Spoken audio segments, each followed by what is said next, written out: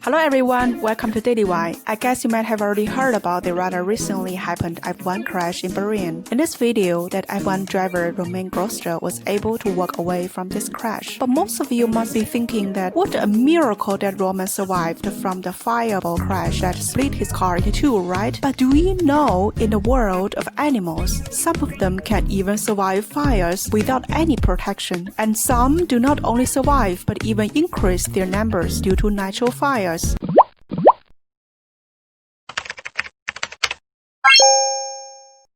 Number 1. Butterfly. To be precise, it is the pupa of butterflies, the insects in their immature form between caterpillar and adults. Scientists realized that pupa of butterflies can even survive in the frequent fire-prone habitats of Florida. But how? Actually, the pupa died at the soil surface and in very shallow parts below ground. However, when buried at 1.1 inch or more below ground, butterflies survive 75% to 100% of the time, as the temperature and the amount of heat they were exposed to decreased. So butterfly pupae that bury themselves deep enough in the soil can protect themselves from fire. Number 2. Tortoise.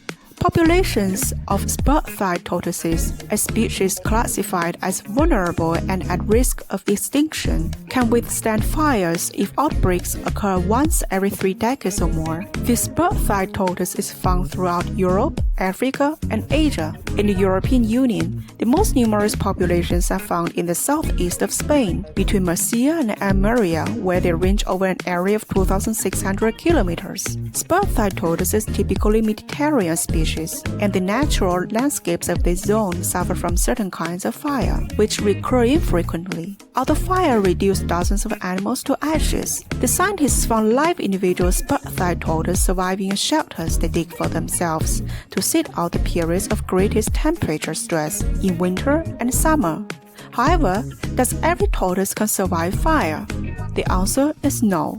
Tortoises' response to fire varied greatly according to their age, with the fire killing 100% of the animals aged under 4 and causing increased mortality rates of 62% in subadults aged from 4 to 8 and 12% in adults over 80 years old. Number 3. Bee. This type of bee is called European honeybee.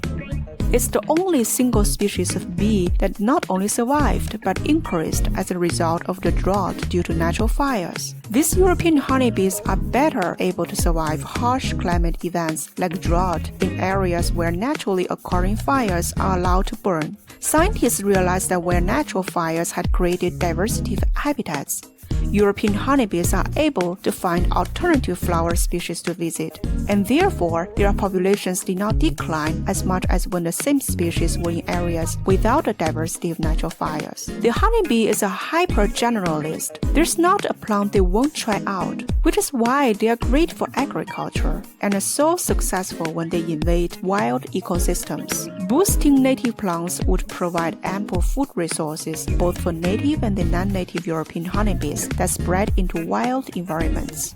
This way, all of them could feed and not compete for pollen resources. One of the best and most immediate ways to encourage this scenario would be to reconsider fire management policies. So from this point of view, we actually don't need to prevent forest fires when they are not endangering people.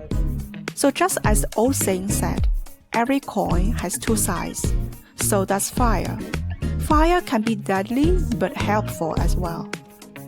As always, feel free to comment, share, and click likes of this video. See you next time.